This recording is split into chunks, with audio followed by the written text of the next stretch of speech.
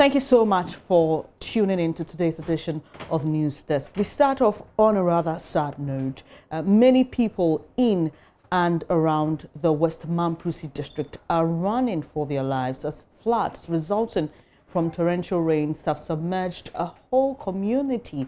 Homes, livestock, farms and a major road have been heavily flooded in this latest incident. The MC for the area, Aremeyao Somola, he broke down in tears at the sight of the extent of havoc caused by the floods. He and an MPP executive, including another resident, have been speaking to Joy News.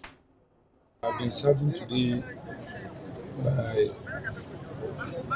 the heavy rain that has caused a lot of havoc to the people of West Mamprusi, especially the people of Gajini, Benawa, and the other communities. Yesterday night we have a severe rain that came with us, very disturbing. As a result, it affected the Diani Dam that has split off. The splitting off affected communities like Tinkaya.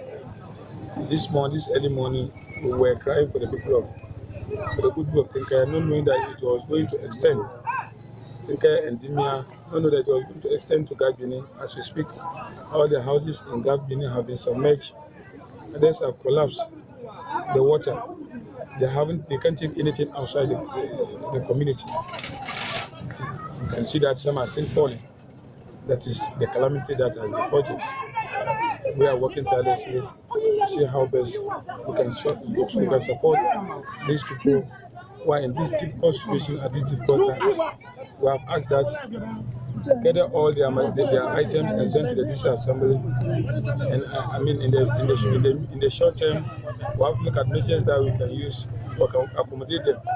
Probably we have to talk to some landlords in Wale and other communities to accommodate the people for the meantime.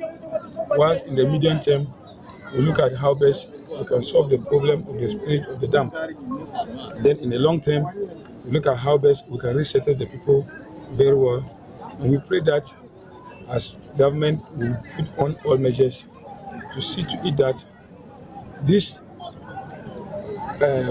social disaster will not happen again so far as the municipality is concerned. We are with them. We are here this morning to see how the problem will be resolved. That this is a natural disaster where we don't have any solution as we speak. We are calling on the experts. I've called the regional minister, then the regional NADMO directors, and I've also informed the headquarters accordingly. Who are also looking at how best we can even divide the route where the water can pass to the other side. But with that one, we have to seek permission from the highways authority. I think that will be a short-term measure for us to resolve the problem. We are with them. We can see that they are suffering. We are also suffering. We are calling on all philanthropists, government and other parastatal agencies to come to our aid and support the good people of Gajini, Tinkaya and Dimia to go out of this problem. This is a serious disaster. I haven't seen this before in my life. This is the first time. And as MCE, empathize with the people who will do our best as government to see how best we can support them. This is a serious problem that needs everybody's attention. We call on all those who can support us to resolve this problem for us. Also call on the government and other parastatal agencies to come to the aid and see how best we can solve it. We are putting all measures in place to see how best this will be resolved. In the meantime, we'll still be battling the water with the people. Then we'll see how God will intervene. We are praying. We need God's intervention. We need government intervention. We need everybody's intervention. This is the time for us to come together, to unite among ourselves to solve the problem.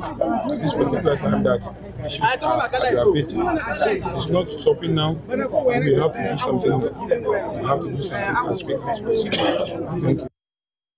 My colleague in the Northeast region, Ilyasu Tanko, joins us live with more. Ilyasu, so tell us how many people, if you've been able to establish in numbers, have been affected by the floods? Well, now we are talking about 4 communities, and as I talk to you now, about 1,000 residents are evacuating desperately from their communities. As we speak, the communities that are closer to the main road are splitting the road with heavy equipment. They are using hose and other equipment to cut the main Wale Wale Nalerigu road so that they will make way for the water to pass. Many authorities have arrived. The MCA is here with his entourage, party executives. They are also here. The NADMO officials are here. Police and other security services continue to come to the Gagbini community, which is the epicenter of this morning disaster. As I talk to you, the main Wale Wale Nalerigu road has been cut off. Dozens and dozens of travelers are stranded. People are also coming from the municipal capital because this is just closer to the municipal capital. A lot more residents are running from the municipal capital to have a look at what is happening to their brothers in these communities. And the water keeps coming. I mean, people are desperately still getting into the flood waters, trying to salvage their belongings. But Ilyasu, just about that bit, is there anybody facilitating the evacuation process and telling these residents to, focus on their lives than the items they are trying to salvage? I can understand that it may have cost them years to gather that, but is there anybody facilitating this evacuation process? Yes, like I said, the MC and his team have arrived, and they are making sure that, what happened is that this morning, a lot of community members left their homes to attend a funeral nearby. And so when the situation happened, a lot of them were not at home, only few women and children, and they could not salvage a lot of things. So the information got to them, and they are here currently, and they are so desperate. It's nearly impossible to stop them getting into the water to salvage their belongings. There's NADMO on the ground. Do we have NADMO? Exactly. The regional NADMO is here. The MC is here. The police are also here, and they are all trying to ensure that people are safe. Ilyasu, it's a very difficult situation to control. Please hang in there for me. I'll come back to you shortly, but we can now hear from some of the affected residents. This morning, as around early dawn, the whole community was taken over by water, and we all suspect it is the Yanni Dam that has already given way, including the Guabulga Dam. So the whole community now has been flooded. People are evacuating their livestock and properties onto the main road. So we need an urgent solution to it. We need a way of people coming with an excavator to create a way for the water to pass and leave the community.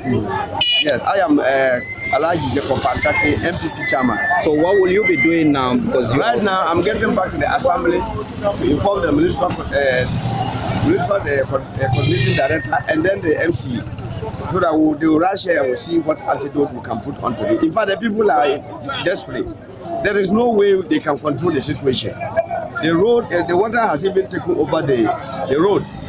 That is crossing the road from Gagbini to the other side of the road. If we are not careful, the place will now become impassable for passengers coming from Nalerigu and those coming from Wale Wale side to the other end. So Gagbini is in a terrible situation. Most of the houses, I know within the next 30 or 40 minutes will start collapsing. Yes, the whole town is flooded. The next community is Katabanawa, and all the water is moving there. So I won't be surprised if that community too is flooded. So I'm just rushing back to the assembly to see the municipal chief executive and the coordinating director, so that we see what immediate solution we can put to get way for the water to leave and leave the community. All right. This morning,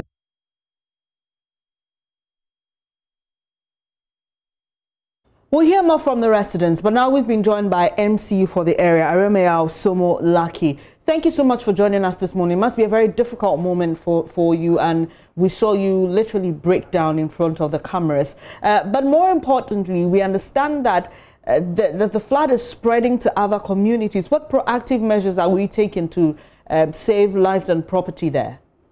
Thank you so much for the opportunity. As we speak, we are now conveying some of the belongings of the people to the West Mamprusi Municipal Assembly, where we can immediately, in the immediate time, we look at how best we can get their property being saved at the Municipal Assembly. We have also brought in the security to take control of issues that have to do with theft, so far as this particular situation is concerned. Currently, we are digging through the road so that the water can pass by. Then the next community, Banawa, will not also be flooded like the other communities. As we speak, the water has reached Banawa, which has a population of almost 1,000 in the municipality. So if we make a mistake, those people will be washed out.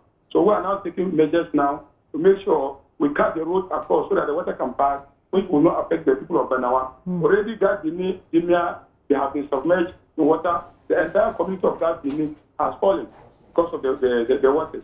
So what we're doing now is that we're trying to see how best we can evacuate the people out and get a short-term solution for them, where we can even talk to the people of Waliwali, for some of them to accommodate them. We have to look at the medium-term and long-term solution to nip this thing in the bud. That's what we are doing now. Okay, now you were saying earlier, we heard you in that video say, this is the first time you've seen anything like this. We heard from the one of the MPP executives in the area, and he suspects that a dam or two dams may have given way. Have you confirmed that? Yes, please. And so, so this is not as a result of just the rains. It is not only the rain. You know, the dam has gotten to its highest capacity. Then it has to spill off. And that is what is affecting us now. It's actually, one of them started about a week ago or two, where we came in and we were able to rescue the people. But whilst we were trying to look at how best we can resolve the situation, the rain continues in the north. As we speak, last night up to the morning, we have had a very severe rain in Waliwali and East environment. Okay. And that has even caused this particular problem. Mr. Aramaya, sorry, let me just clarify this from you. And so there are two dams that have given way now. Okay. Yes. Now, is it that the dams on their own gave way, or the water was spilled by managers of the dam? Yes, it is the water that was spilled up by the managers by the dam, because the dam got its fullest capacity, and that is why the water spilled up from the dam. So the dam gave way. It wasn't deliberately spilled. Yes, please. Yes, please. Okay, but what have management or managers of these dams been telling you with regards to the future? Yes, what we in the future, what we are looking at is how best we can revisit the dam. Some of them were constructed during the Kwame Nkrumah's time, and at that time we rehabilitated them, because this is something that we have we have seen before, but it is not up to how the magnitude is not like what we are experiencing now. So we have done some kind of rehabilitations on them. But this year rain, coupled with them, the splurge of the Bagre Dam has just changed everything. It has spoiled all our plans, and it has exposed us that we need to do more than what we have been doing. So we are looking at, in the long term, how we can resolve the issue without it having any effect on the people. That is by getting people who knows how to manage the situation for us. I am not a technical man. We will have to get people who knows much about this particular job, and then we'll give them the opportunity. The government will support for us to make sure that we get the issue solved once and for all. I'm not sure we'll experience this thing again, but this is a signal that we have to sit up and look at it and make sure we work on it once and for all, so that our people's lives will not be jeopardized in the future. Quickly, as we wrap up our conversation, has any of your members within the MCE taken the lead into the communities that we suspect this may spread to warn them, or to putting any measures to prevent the magnitude of the disaster we are seeing? We are taking now is to evacuate the people out of the various communities to which is a nearby community. Even the communities that have not been affected, you are evacuating? Yes, we are over there. And now the last community, as we are speaking, it has also been affected now. The water has, as we speak, I'm even inside the water while speaking. Because I'm in the last community that we're trying to salvage them. The water has reached there too. So the measures we are taking now is to make sure that we cut gutters across for water to flow. so that it wouldn't affect them much. That's the situation we find ourselves now. All right, thank you very much for your time. Aremey Asomolaki is MC for West Mamprusi, and he's just been sharing with us their plans on how to rescue persons who have been affected. My colleague Ilyasu Tanko is still on the line. Ilyasu, just quickly tell us, so we understand that the roads are being worked on so that the water can recede. So what's the current situation with regards to commuters on that stretch? Well, they are stranded. It appears this information, people are not aware of what is happening. And so people keep coming. Vehicles keep coming and they are parked at other side of the place that has been cut off. There has been new communities. Hundreds of communities, commuters, I can say, are stranded. I spoke to a gentleman who said they were agric officials going to one of the communities to have some education with the farmers. They are also stranded. More people continue to come, but it's impossible for them to pass. Elias, we'll leave it here for now and get more details and as the day goes. But let's hear from more of the residents. We'll see what immediate solution we can put to get way for the water to leave and leave the community. All right. As we can all see what is happening by the roadside, the community just got up this morning and the whole community is submerged with water.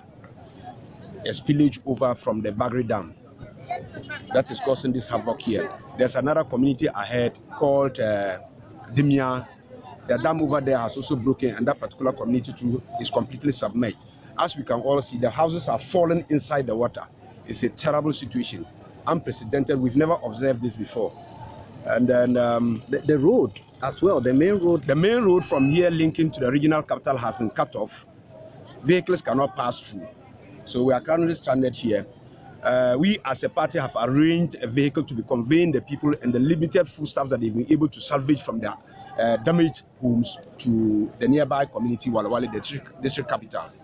There's no place for them to be saved apart from getting to Walawale, which is just about 2.5 kilometers away from the community.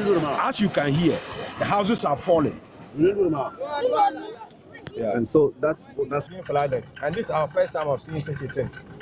Last it came, but it wasn't this way, and we don't know why. We learned some these rivers, the bundles of rivers have got broken, so that is the cause of those these things. So I mean, you can see yourself, everything is flooded. Even we those standing here, we are risking our life. The water can come and take us out. So right now we don't have anything to do. We are appealing to the government to come for aid. It's from the Guabriga side, and that place too is being destroyed. It's good you go there and cover that yourself. And that place is being destroyed. So there's not even road for you to go to that place. The whole area is covered with water. Where are you going? We do research with farmers. But because of the flood, we cannot continue. The flood? Yes. Why? You can't cross? Yeah, we can cross the bridge from Walewale to Dimia or from Gaguna. Is cut off, so we can't cross. That is why we are just by So you are going back? Because of the floods, that has caused a lot of people stranded here, as you can see, even around. Everybody is stranded, they are trying to cross. Even the community that is just by the roadside here is falling. If you look at the houses, just turn and look at the houses. They are all falling. The community people are in the mess of the water. And so I think life is paramount. We are only praying that maybe NADMOS will come on board to help the people, at least save their lives. So far, their things are in the mess of the water. Yeah, that is what I have seen so far, even though I'm also a traveler. Yeah, but if you want more information, get the community members and they'll give you more. So that's the news you're picking up this morning. Unfortunately, many persons have had to evacuate their homes in the West Mamprusi district. My colleague Kojo Yankson returned from a tour of the northern part of the country as a result of floods that happened earlier. Indeed. Just when we thought the people's lives were getting back to normal and they were recovering, this has hit us, Kojo.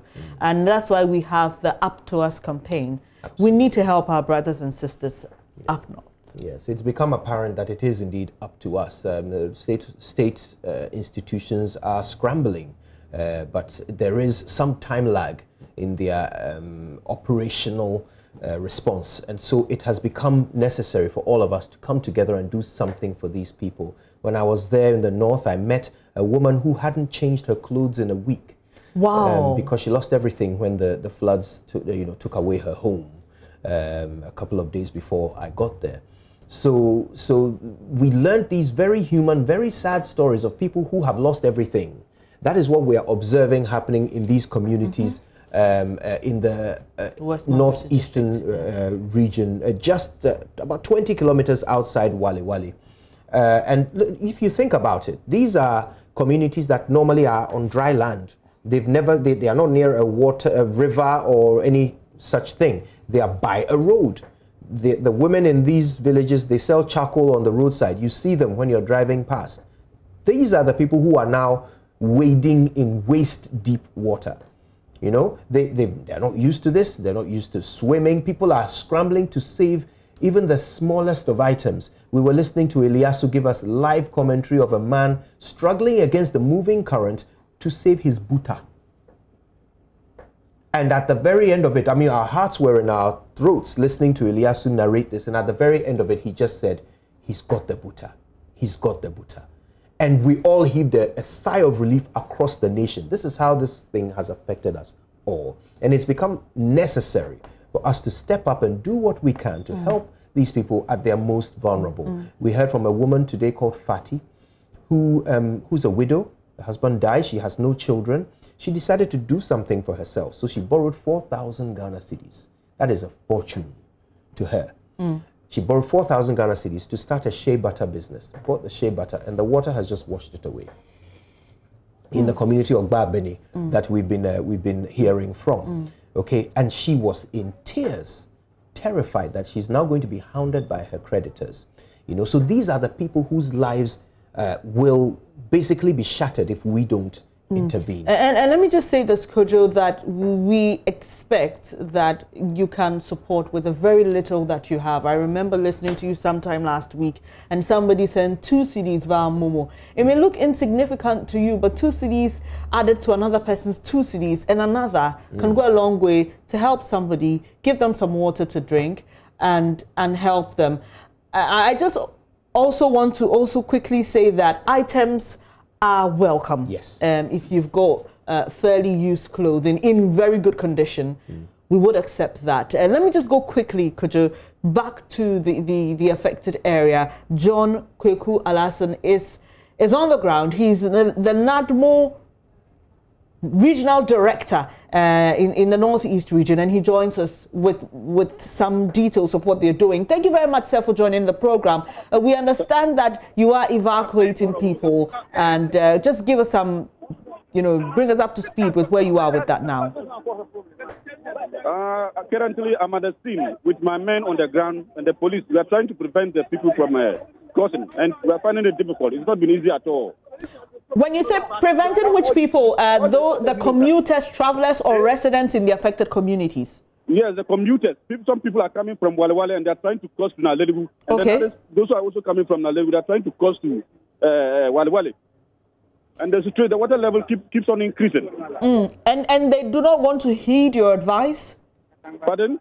You said they don't want to heed your advice. Yes. So we are just doing our best. We are here with the police. So we've just called the regional police command to send some men to come and assist us from preventing them from crossing. Okay, so those who've been affected in the communities, where are you sending them to? Please, where I'm standing now, it's even difficult to tell you what is actually happening because we are just at the one side of the place. We can't even get access to the other area. Okay, have you called? You say you're calling the police for reinforcement, but NADMO as an organization, have you called for reinforcement or support from your other regional counterparts? Yeah, we've done that. Like I said, we are just preventing the people from those who are coming from Wale Wale from crossing to Nalerigu, and those who are coming from Nalerigu from crossing to Wale Wale. So that's what we are doing currently. All right. So how many communities are we talking about here? Oh no, I can't give you any figure because what we are doing now is to make sure that lives are not lost. Okay. So that's what we are doing at the moment. We don't want to have any casualty. But do you have all that you need to help the people? I'm seeing that you're saying the water level is rising, and I'm sure at a point you will need canoes or other means to reach the community. Do you have what it takes? Oh no, we for now, if they don't cross, I don't think we'll have any problem. But if they try to cross, that is when the problem will come. But we are making sure that they don't cross at all. All right. Okay. We wish you all the best, Mr. Kwekwala Hassan is NANMO Director of the Northeast Region, and clearly you can get from his reaction and response, Kojo, that they're still trying to figure a way around this. But we're just wrapping up on our conversation on why we must step up and support our brothers in the North. Just quickly, as we wrap up the conversation, Kojo. What we've tried to do is bring the human stories so that we can all understand and situate ourselves in what is happening there, because that's what will make us understand the need to come to people's aid when we can imagine it happening to us. And what has happened to these people is terrible. In the northern region, we went to a community called Nawuni, where I met a fisherman. His fishing net, his traps, all of them washed away. So he can't feed his family. So he and his family are now sheltered in a school, and it's only the kindness of strangers that feeds them, because he has no other way of getting them food. So you can imagine there are hundreds of these people. In the Northeast region alone, 15,000 people are displaced, according to a report that was commissioned by NADMO. So you start to see that these are people who, if we don't step up and do something for them, they have no option. They have no hope. There are people right now in the community that we have been highlighting. The water is rising. Even where they have taken their belongings to keep dry on the road, the water is now flooding that road. You know, so where are they going to go? If somebody doesn't go there, move them away and keep them somewhere safe and dry and sustain them until their homes can be restored. That's up to us. Definitely. That is up to us. Definitely is up to us. And we are appealing that you support our campaign to reach our brothers and sisters in the North. And definitely children are affected by this. Thankfully, we don't have any casualties in this latest incident. We pray it will stay so. Thank you very much, Kojo Yankson, and keep up the good. Meanwhile, the Volta Regional Caucus in Parliament is cautioning against brutalities in parts of the Volta region as government beefs up security there. Head of that particular group in Parliament, Samuel Okudzeto-Ablakwa, spoke to us. A very successful meeting with the Honorable Minister responsible for the Volta region, Dr. Archibald Letcher. We held a meeting as representatives of the Volta Caucus in Parliament, and it was a one-item agenda: the ongoing insurgency in the Volta region, which has wreaked a lot of havoc, as you know. Police stations have been overpowered, the STC yard in Bo was invaded, vehicles burnt. As we speak, our constituents are living in considerable fear and panic, and the safety and security of the region is at stake. We, as representatives of the people, are concerned about the lives, the livelihoods of our constituents, and that is why we held this meeting.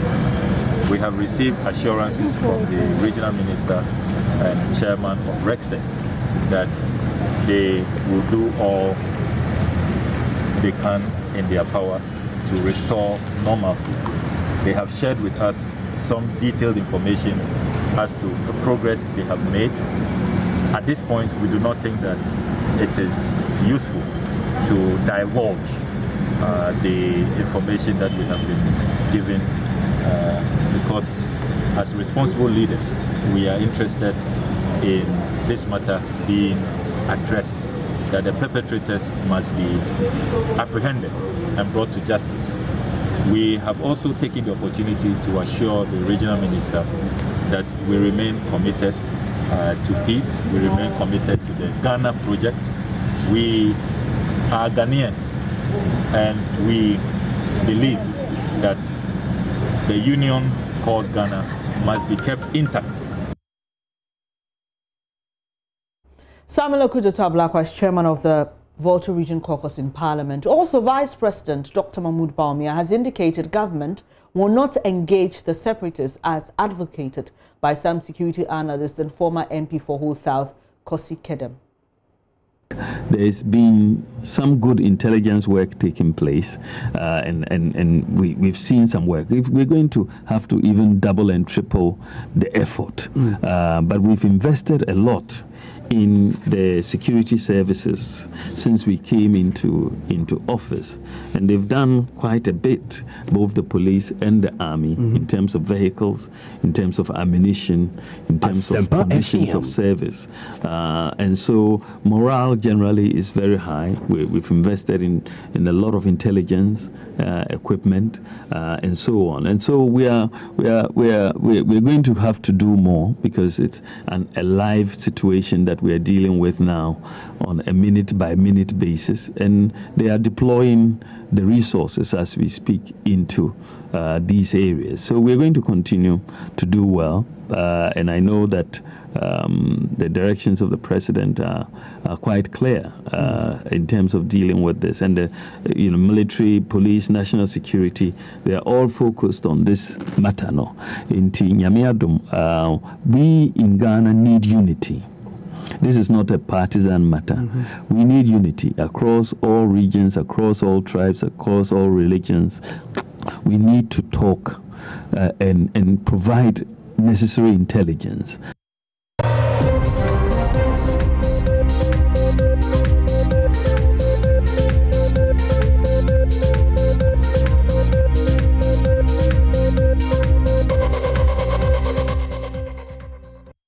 This is your election headquarters. To some election-related news now. Queues are forming at district offices of the Electoral Commission as it begins the final phase of the voter registration for persons who were unable to register during the main exercise. Let's take you live to the Bono East region. My colleague Anas Abit joins us with the latest there. Hello, Anas. Hello, Benis. Yeah, so tell us what's happening in the Bono East region with regards to this. Yes, I've been monitoring the exercise in the Techiman South constituency, and I've been engaging the authorities, especially the EC boss here, and he told me as at 5:30 a.m. people were already there waiting for the exercise to commence. As at 9 a.m. when I left the center, about over 20 persons or people have been issued their ID cards, with a lot of others already in the queue waiting to be registered. We were expecting fresh voters, people who have just turned 18, to have been more in the queue, but I saw only a handful of them. With the majority of those I saw in the area being people who are grown-ups and have been have registered before. But my engagement with some of them, a lot of them were not in the country when the exercise was held summer last month. So some of them who just arrived have to take the opportunity to also get themselves registered. All right, we'll leave it here for now. Anas Abit is joining us from the Bono region, where he's giving us updates on the Electoral Commission's latest registration exercise for persons who could not participate in the main one. It's now time to bring you an update on the battleground tonight at 8 p.m. on Joy 99.7 FM. This time the focus is on the Asawase constituency in the Ashanti region. Host of the program, Emefa Apawu, joins us. Hello, Emefa. So the first two episodes of this year's edition focused on constituencies in the Greater Accra region. Why Asawase and why the Ashanti region now? Okay, I'm sure by now you know that Asawase can be classified as a real battleground in the real sense of the word. Asawase is a battleground by all standards. We've done two, constituencies in the Greater Accra region. It's a good time to leave Accra because we have limited time for the battleground on Joy 99.7 FM because we have less than just about 60 days to election 2020. So we're moving to Asawase because of the interesting nature of the voting pattern of the Asawase. You know that the Ashanti region, where you have been to several times, the stronghold of the NPP. But this constituency has managed to be held by the NDC over the period since it was created in 2004. Asawase is a seat that has been held by the NDC.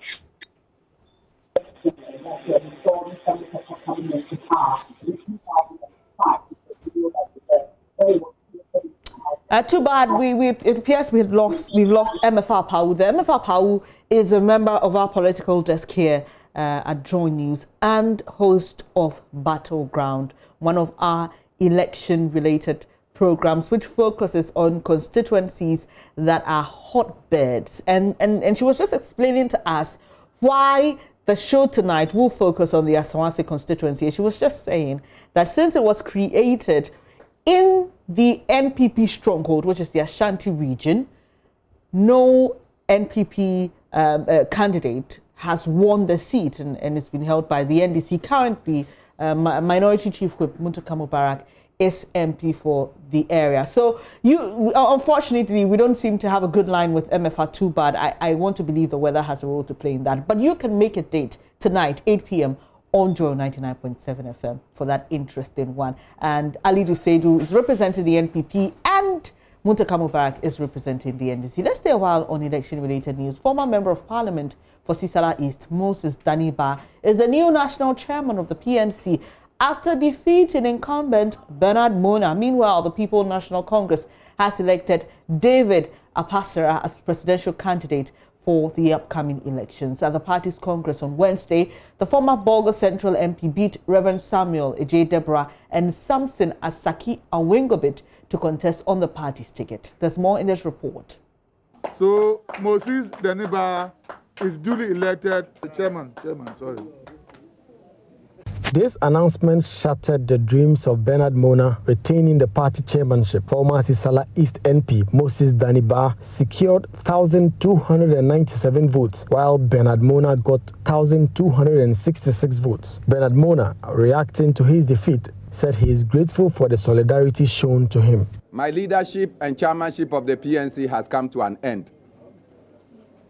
After the count of ballot, I was defeated by my elder brother, the Honorable Moses Dani-Ba. The PNC certainly has won, and I want to thank all of you for the solidarity that you have shown all these years.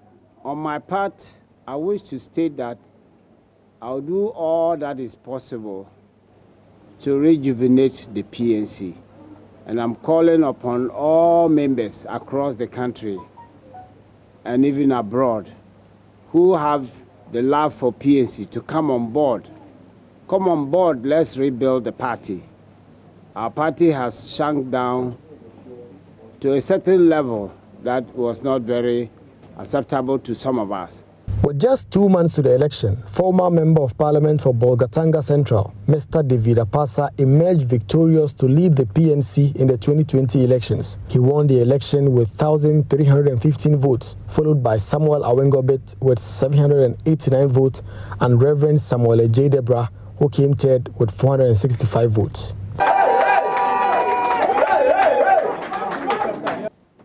And I want to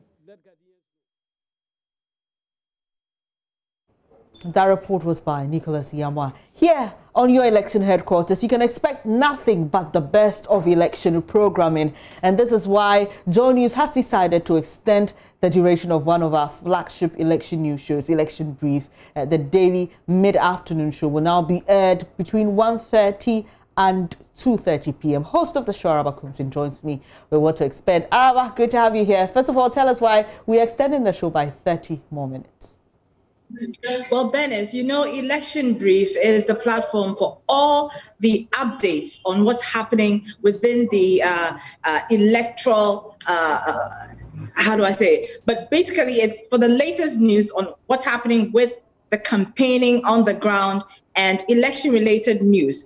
And over time, we receive feedback from our listeners and viewers that they felt that there was more that could be done. They were excited by the content and they felt that we needed to do more. And so having discussed it with management, we've decided, especially with just 2 months to the elections and a lot more happening, we felt it was important to give our viewers more content that they require. So what should we expect? Well, we are expanding the scope of the programs to include a focus on constituencies and what constituents are requiring of their MP aspirants. We're also going to be doing updates on the international front. So elections happening in other parts of the world that are of interest to the public, we will be doing something on that. There's a lot more. So all I can tell the viewers is just to stay put and watch Election Brief starting today at 1:30 to 2:30. Definitely, we will join you. And talking about international news, I'm sure a lot of people will be expecting something on Trump and Biden. So we will tune in today from 1:30 to 2:30 p.m. That's Sarah Bakumsin, editor here at Joy News and host of Election Brief, giving you reason to stay with us and join her later this afternoon. You're watching News Desk. Coming up shortly in business, Ghana to receive €93 million grant as budget support for economic recovery program. We've got details to stay.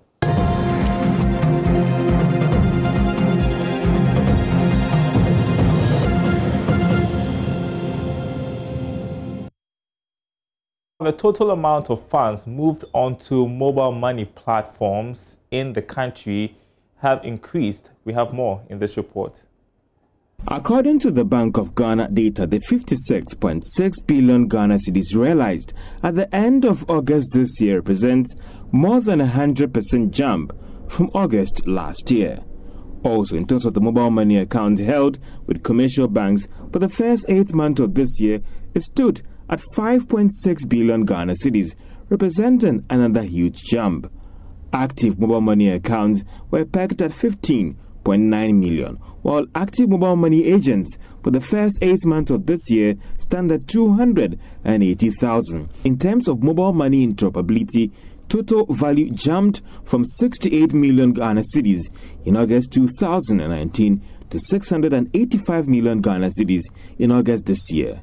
For some, the growth in terms of monetary value across all these platforms may give credence to the growing confidence in these payment systems. Others also argue that the various telecom providers, as well as the Bank of Ghana and the Ghana Interbank Payment and Settlement Systems, have provided the required platforms aimed at supporting these transactions. It has been argued that these are the ingredients needed to support the planned move towards a cashless society from next year, which government might be taking the lead as it plans to accept payment for transactions through cashless means. But the question is, are you ready for a cashless society from next year? And that's all in business. Sports is up next.